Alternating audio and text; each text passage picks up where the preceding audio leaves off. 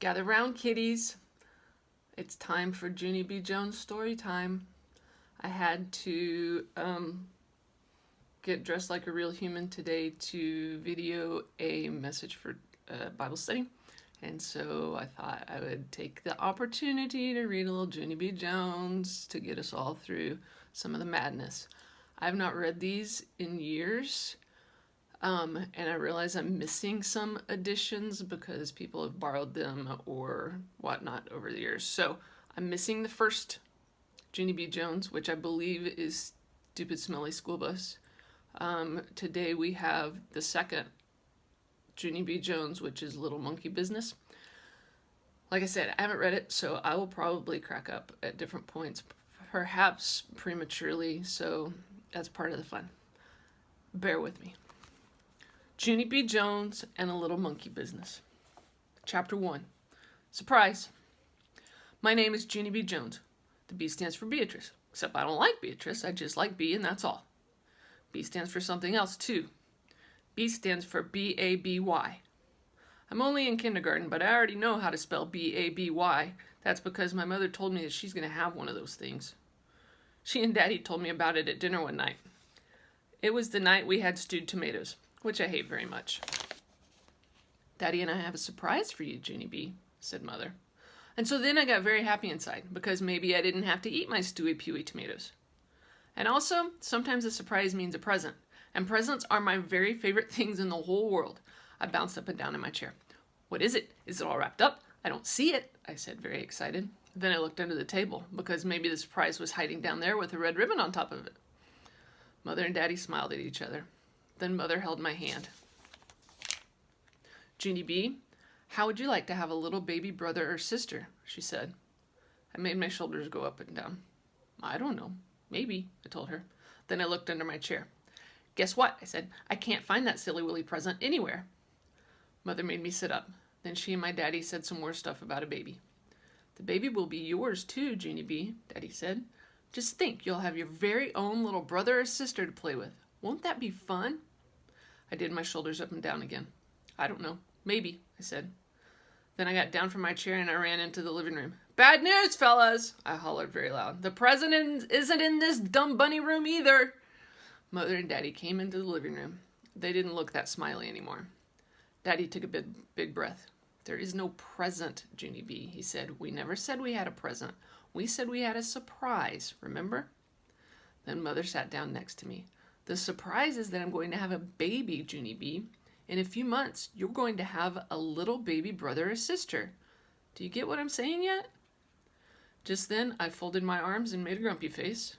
'Cause all of a sudden, I got it. That's why. You didn't give me a darn thing, did you? I said very growly. Mother looked angry at me. I give up, she said. And she went back into the kitchen. Daddy said that I owed her apology. Apology is when I have to say the words, I'm sorry. Yes, but she owes me apology too, I said, because a baby isn't a very good surprise. I made a wrinkly nose. Babies smell like P.U., I explained. I smelled one at my friend Grace's house. It had some spit up on its front, and so I held my nose and hollered, P.U., what a stink bomb! And then that Grace made me go home.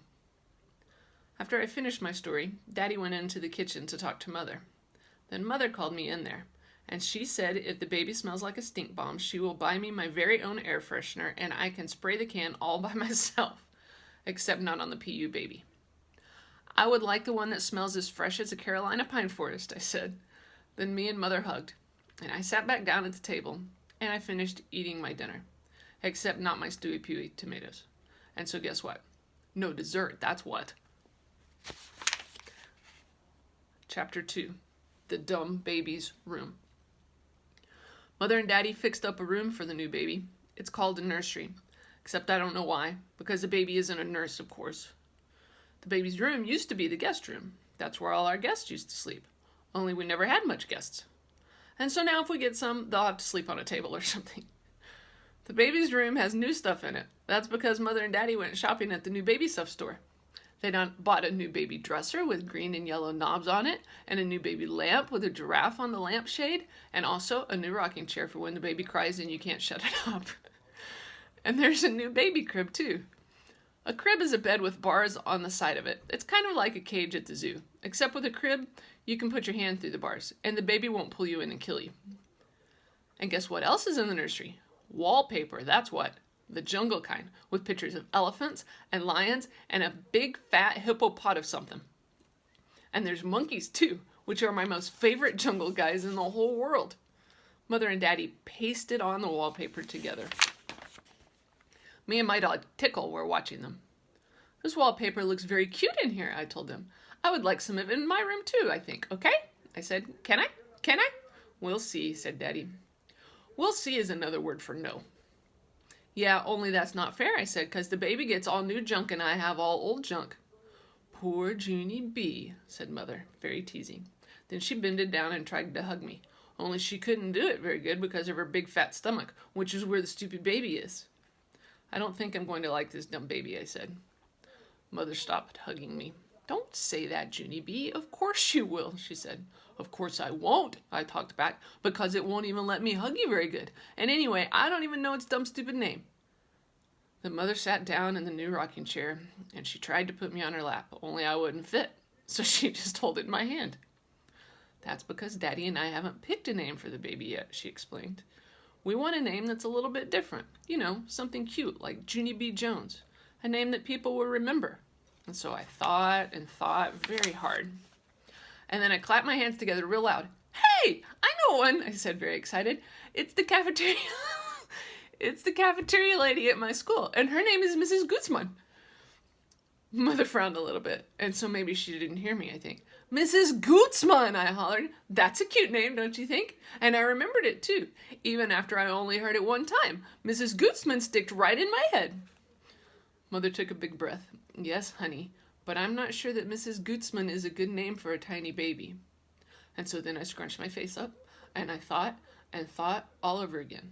How about Teeny? I said. Teeny would be good. Mother smiled. Well, Teeny might be cute while the baby was little, but what would we call him when he grows up? Big Teeny, I called out very happy. Then Mother said, we'll see, which means no big Teeny. After that, I didn't feel so happy anymore. When's this dumb bunny baby getting here anyway? I said. Mother frowned again. The baby is not a dumb bunny, Junie B, she said, and it will be here very soon, so I think you'd better start getting used to the idea. Then her and Daddy began pasting wallpaper again. And so I opened the new baby dresser with the green and yellow knobs, and I looked at the new baby clothes. The baby pajamas were very weensy, and the baby socks wouldn't even fit on my big piggy toe. I'm going to be the boss of this baby, I said to Tickle, because I'm the biggest, that's why. Daddy snapped his fingers at me. That's enough of that kind of talk, Missy, he said. Missy's my name when I'm in trouble. After that, him and Mother went to the kitchen to get some more paste. And so I looked down the hall to make sure he was gone. Yeah, only I'm still going to be the boss of it, I whispered. Ha ha, so there. Chapter 3, A Very Wonderful Thing. Yesterday, a very wonderful thing happened. And it's called I had pie for dinner. Just pie, and that's all. That's because my mother went to the hospital to have the baby, and Daddy and Grandma Miller went with her. And so me and my grandpa got to stay at his house, all by ourselves, and no one even babysitted us. And guess what? Grandpa smoked a real live cigar right inside the house, and Grandma didn't yell, "Go outside with that thing, Frank!" After that, my grandpa gave me a piggyback ride, and then he let me put on Grandma Miller's new hat with the long brown feather, and also I got to walk in her high red heels. Only then I fell down in the kitchen, and so I quick took them off. Hey, I could crack my head open in these dumb things, I said very loud. After that, I opened the refrigerator because I was hungry from playing, that's why. Hey, guess what? There's a big fat lemon pie in here, Frank, I hollered. And so then Grandpa Miller got down 2 plates, and then me and him ate the big fat lemon pie for our dinner. Just pie, and that's all. And we're not even going to get into trouble because we're going to tell Grandma that her cat ate it. And here's another fun thing. I got to sleep in Grandpa Miller's guest room. First, I put on my PJs with the feet in them, and then my grandpa watched me brush my new front tooth. And he tucked me into the guest bed. Sweet dreams, Junie B, he said. Except for then I got a little bit of scared in me. Yeah, only guess what, Grandpa, I said. It's very dark in this big room, and so there might be hidey things in here. Grandpa looked all around the room, and also in the closet. Nope, no hidey things in here, he said. After that, he left on the hall light for me, so my imagination wouldn't run wild. Except I still didn't sleep good, because there was a drooly guy with claws under my bed, I think. And so this morning, my eyes felt very sagging. Only then I sniffed something that woke them right up, and its name was Delicious Waffles. Grandpa Miller cooked them for me, and he let me pour my own syrup, and he didn't yell, "Whoa, whoa, whoa!" After that, me and him played until it was time for kindergarten. Except before I left, the funnest thing of all happened. My Grandma Miller came home, and she said that Mother had a baby, and it was the boy kind. Then me and her and my grandpa all did a big giant hug, and Grandma Miller picked me up, and she swinged me in the air. "You're just going to love him, Junie B," she said. "Your new brother is the cutest little monkey I've ever seen." Then my eyes got very wide. "He is? Really?" I said. Grandma Miller put me down. Then she started talking to my grandpa. "Wait till you see him, Frank," she said. "He's got the longest little fingers and toes." I tugged on her dress. "How long, Grandma?" I said. "Longer than mine?" But Grandma just kept on talking. "And his hair, Frank, my word, he's got oodles and oodles of thick black hair." I pulled on Grandma's arm. "How come, Grandma? How come he's got that hair?" I asked. "I thought little babies were supposed to be baldies." But still, my grandma didn't answer me. "And he's big too, Frank. He's much bigger than any of the other babies in the hospital. You should feel how tightly he grabs your finger when you..." Just then, I stamped my foot very hard. "Hey, I want some answers down here, Helen. He's my baby too, you know." Grandma Miller frowned at me, because I'm not supposed to call her Helen, I think. "Sorry," I said, kind of quiet. Then Grandma Miller bended down next to me, and so I didn't have to yell anymore. "Are you telling me the truth, Grandma?" I said. "Is my brother really the cutest little monkey you ever saw? For really and honest and truly?" Then my Grandma Miller hugged me very tight. "Yes, little girl," she whispered in my ear, "for really and honest and truly." After that, she picked me up again, and me and her twirled all around the kitchen. Okay, kiddies, that's all for now. We'll have to finish a little bit the rest of the story later, because they're long books. They're chapter books. And they only have a few pictures, so for those of you that can't focus without pictures, you're out of luck. It's time to practice.